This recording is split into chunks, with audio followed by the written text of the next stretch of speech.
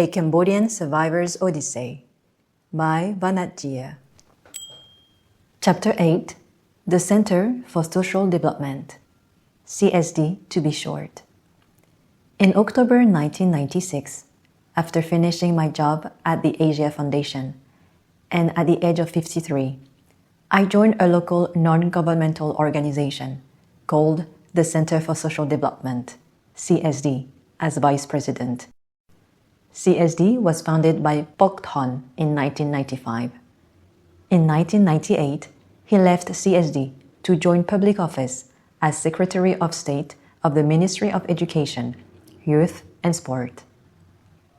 CSD is a leading non-governmental organization that promotes and advocates good governance through the institutionalization of democratic values and principles. CSD supports justice, social equity, and sustainable economic development by building citizens' participation in the democratic process. CSD has given a voice to the soft voices and voiceless. The CSD monthly bulletin and publications are among the few that professors of universities encourage the students to read. When researchers inquire into social development, our publications are cited. CSD is also a leading agency to organize non-partisan electoral debates among political parties. We also have a project called Parliamentarian Watch, which monitors the performance of parliamentarians and then forwards a report of our findings and observations to the presidents of the institution. Our objectives are to promote democratic governance and practices and strengthen the principle of separation of power of the three branches: legislative, executive, and judiciary. Another worthy activity is the Court Watch project, which monitors the performance of the Supreme Court, appeals courts, the Municipal Court of Phnom Penh, and some provincial courts. All concerns of the court monitors are compiled, and suggestions and recommendations are made for judicial reforms based on minimum due process and standards of fair rights. All the CSD projects and activities focus on advocating for the acculturation and institutionalization of democratic values and respect for human rights. Through my work at CSD, in an effort to prevent the killing fields from ever returning, I travel throughout Cambodia to raise and promote public awareness. I take opportunities to share ideas, opinions, and views while promoting many projects, such as the Public Forum and the Voter's Guide. We conduct surveys in 1995 on the effects of corruption, and in 2004 on the impact and attitudes toward corruption. In 1999, CSD signs a Memorandum of Understanding with the Ministry of Education, Youth and Sport to develop a curriculum on the concepts of good governance, transparency, and accountability to be incorporated into the formal education system. As a result, 280 transparency concepts were incorporated, and more than 6,000 teachers were trained in a curriculum on transparency. The objective of those projects is to promote youth awareness, vigilance, and understanding of social and national issues, while empowering young citizens to become active members of society. In February 1999, King Sihanouk writes a letter in Khmer to me saying, "I deeply thank and appreciate you and all the members of the Center for Social Development for making efforts to compile the reactions of our people and measures to counteract corruption. Our publication of anti-corruption posters, t-shirts, and satirical cartoons become famous. CSD is considered an outstanding institution, providing quality services within Cambodian society." Pailen in 1997. Pailen is 376 km northwest of Phnom Penh. Pailen was cut off from the rest of Cambodia and dominated by the Khmer Rouge. In 1996, Ieng Sari, one of the Khmer Rouge top leaders, broke away from Pol Pot and surrendered to the government. This breakaway allowed the Khmer Rouge defectors to retain some control of the Pailen region and continue to administer it as an autonomous zone.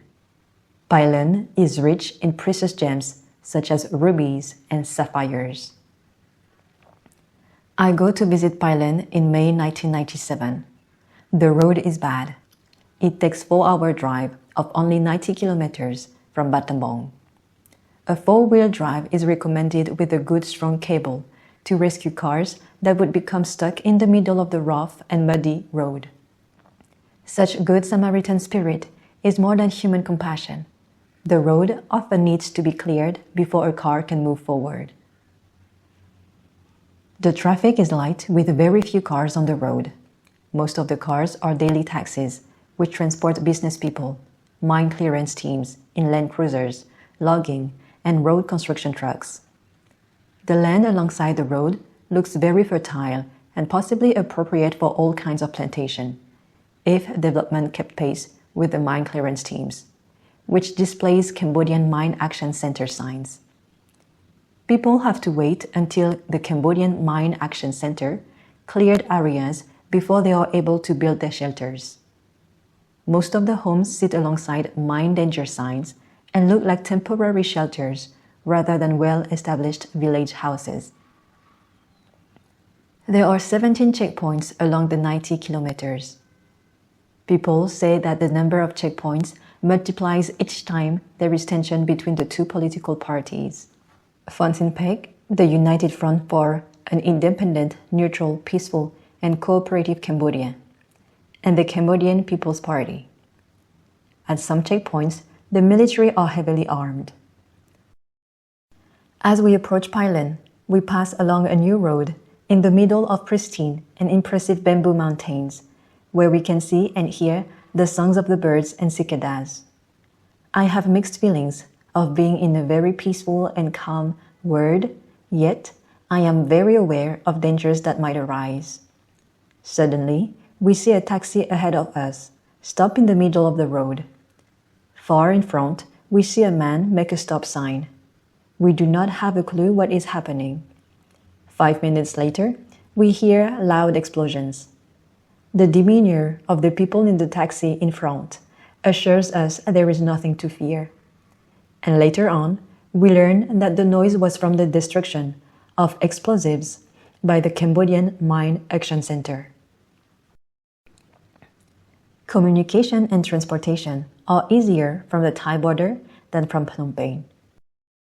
The market displays a variety of imported Thai fruits: durian, mangosteen, rambutan, grapefruit, and apples. At the entrance to the city, there is a sign in Khmer language which says, "We, citizens of Pailen City, determine to crush robbers who thieve, plunder, rob, crush the female prostitute, gambling, and all kinds of drug dealings." On both sides of the road, we see reddish soil which has been freshly leveled after mineral extraction. As a new policy, the gem companies have to fill in the holes made by extraction. Most of the mines in downtown Pailen are open mines. After the breakaway from the hardcore Khmer Rouge, the Pailen government distributes land to the population. This privatization allows individuals to make deals with Thai gem companies who buy areas they deem rich in gems. Sometimes, companies dig up the streets at night, remove the soil to a gem processing site, and refill the holes. The daytime street users may not even be aware of this process. Pailen's gem sources are drying up. The almighty excavators and bulldozers are indiscriminate toward the environment and indigenous cultures. Any houses, streets, markets, tombs, forests, and pagodas which stand in the way face the same end. A hill called Wat Dien Neo Pagoda is completely flattened and destroyed. Tourists coming to the region are unaware of this sacrilege. During the 1950s and 1960s, gem extraction was conducted manually by ethnic Gola, one of the ethnic people from Burma, currently Myanmar. They had no advanced technology extraction machines, but had a strong belief that each big tree had a spirit called Rokha Tevada. The Gola wanted to maintain an harmonious coexistence with all beings. So, when mining, instead of cutting or uprooting trees, they went around them. In the 1950s, the minority Gola added to Pailan's quality of life and the well-being of the people of the region.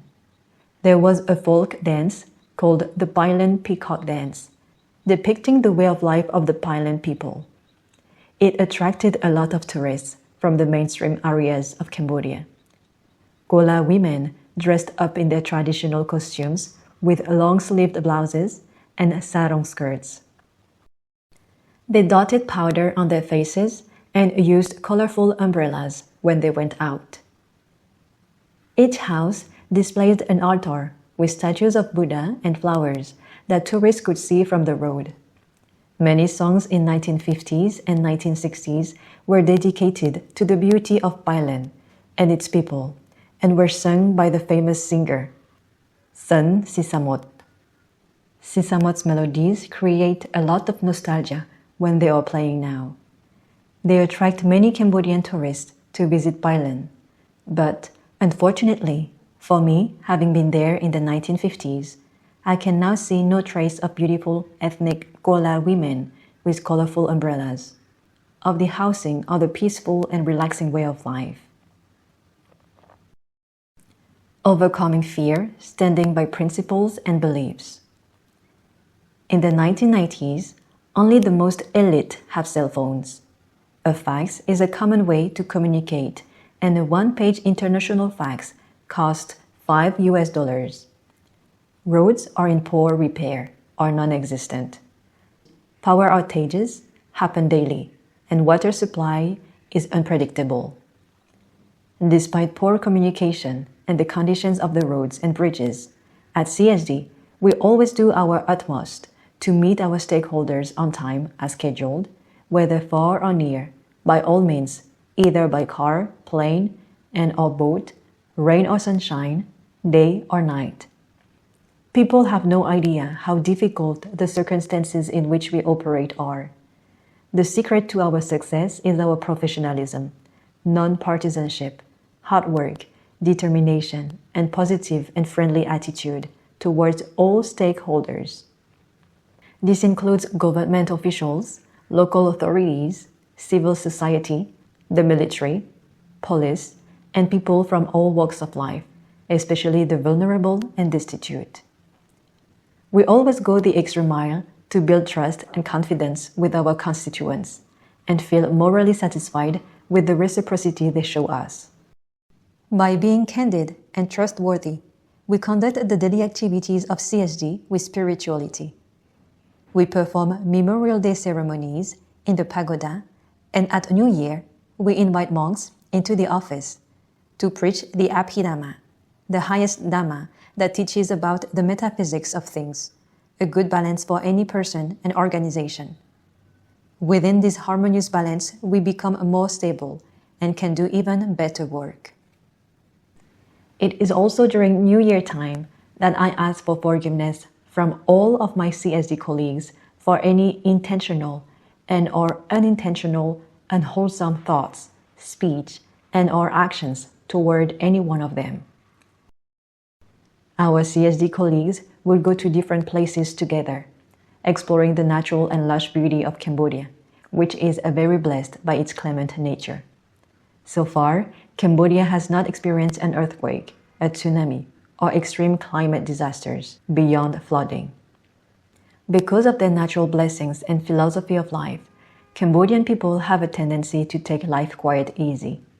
Some foreigners find the open and friendly attitude of Cambodians to be susceptible to outsiders' exploitation and manipulation. In a post-war country, CSD has to walk a political tightrope to ensure independence and non-partisanship, and not to fear or favor politicians or leaders from different political parties. We are on constant alert to maintain its principles and values, while knowing the limits of how far we can go. In 2000, CSD planned to organize a public forum on the Khmer Rouge trial. We have to discover how the Khmer Rouge forums can contribute to more productive and positive solutions in the best interest of the country and its people. Although the Khmer Rouge was not yet fully integrated into mainstream society, we traveled to their bases in remote areas to talk to the people and Khmer Rouge intellectuals to understand the problems they face. A series of 3 Khmer Rouge forums was successfully organized with stakeholders and citizens.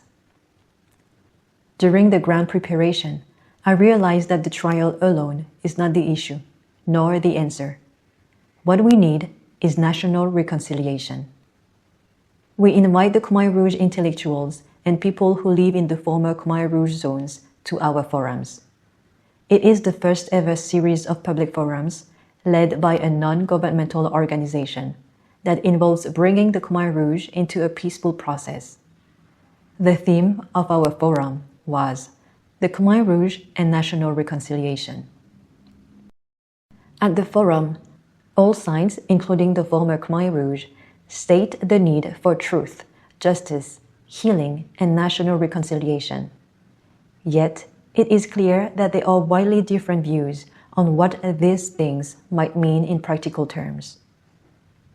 CSD is accused of stirring up Khmer Rouge issues while the country is in need of peace and stability. We are not afraid of the accusation and criticism. Rather, we are afraid that the history of the killing fields might come back again. We feel that we are doing it for the sake of our country and people, and not for our own name and fame. This attitude helps us overcome our fear of working in a volatile, post-conflict environment. In 2006, we hold another series of forums with the theme of justice and national reconciliation. Each party has its own version of what happened in those years. There is the truth according to the Khmer Rouge, the government, the international community, and ordinary Cambodians. If a reconciliation process is to move forward and be seen as trustworthy, each of these truths must be accommodated to the satisfaction of all parties. From the discussions, it is clear that the tribunal is only one part of a comprehensive process of reconciliation. Being both an activist and a person who accepts the laws of nature is like walking a tightrope. I should not lean too far to either side. When people ask me about this, I quote from the Ramayana: "The point is not to win or to lose, but to struggle. The struggle itself is a success. The thing that matters is the struggle." Some of my relatives and friends who are closely related to the ruling party shy away from me. However, we continue to stand strongly behind our principles and beliefs while actively speaking for the voiceless and the soft-voiced, and to fight for social justice and restore human dignity. At the same time, the media gives CSD constant exposure, reflecting our acts of bravery and professionalism and the direct impact of our activities on the people in the country. Without being aware of it, I create a lot of anxiety and worries for my older sister. One morning, she tells me about her dream in which my guardian angels told her that they are leaving me because I am too daring and they are not able to protect me anymore. She told me to be careful. Now you are on your own. Nobody protects you. I feel sorry for my sister, but I'm candidly surprised about her perception that I am too daring. For me, I just do it. CSD has a hard time coping with its fast expansion and growth in the areas of organization, administration, financial management, and structures. We realized our limitations and started to seriously think about strategic reform by establishing the first executive board of directors. At first, we faced resistance from some staff because the concept of board of directors as a governing body in an organization was new to them. Furthermore, the concept had a bad reputation because of a past experience when one of the biggest organizations in Cambodia, Bun Lư Khmer, collapsed in the 1990s because of a dispute between the board and the staff. The problem was solved by walking the staff through the acculturation process in a very open, candid, and participatory manner. First, we cleared all suspicions about having a board by informing them about its advantages and disadvantages, until they trusted, understood, and supported our efforts.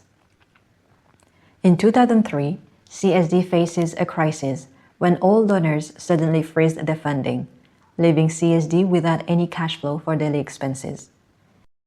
This happens because a sum of money of approximately $3,000, which is less than 1% of our total budget, cannot be reconciled during the annual audit. As soon as I learn about the unreconciled account, I immediately inform all our donors about the issues.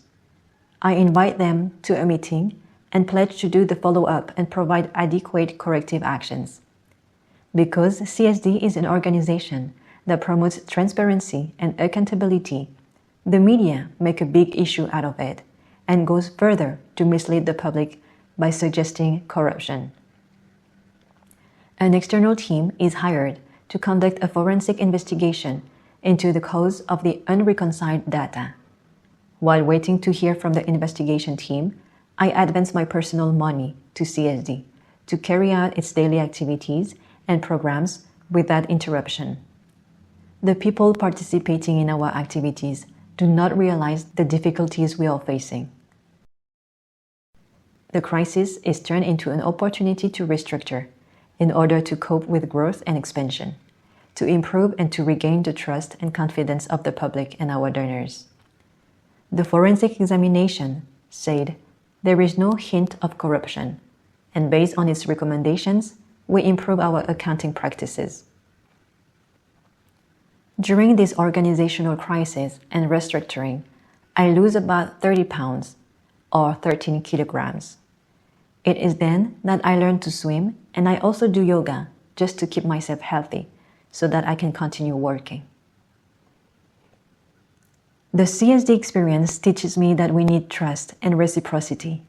This is essential to the harmonious fulfillment of its mission and objectives, while overcoming obstacles, difficulties, and hardships. I also learned that leaders need to cultivate consideration, understanding, humility, patience, and good health.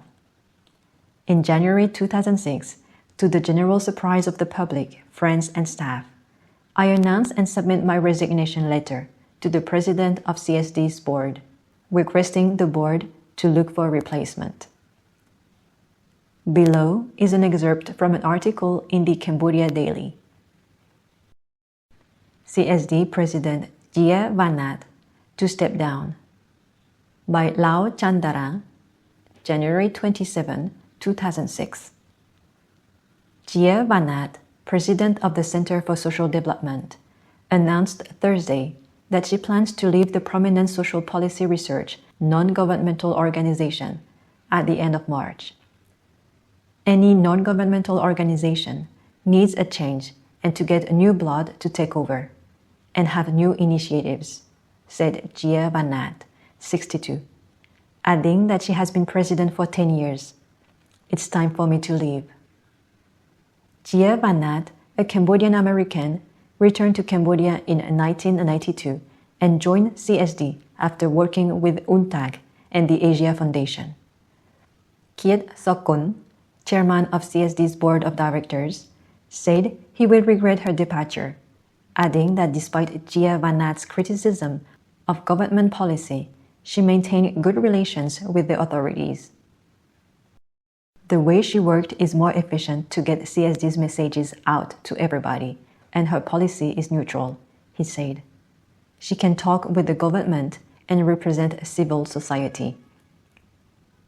Bok Thon, the current Secretary of State at the Ministry of Education, who founded the non-governmental organization in 1995 before joining Phon Sin Pe, the United Front for an Independent, Neutral, peaceful, and cooperative Cambodia. Also said he regretted Chea Vannath's decision. Even though the CSD is doing sensitive work, I hope that the replacement will pursue engagement with the government, he said. CSD urges transparency. Our criticism is more constructive than that of other groups that directly attack the government, he added. Opposition lawmaker Son Chai said Chea Vannath should receive an honorary award from the government for her work. There is a lot of suspicion, skepticism, and speculation about the real reasons behind my departure from CSD. Some are betting that I would join politics, or that I have a better job.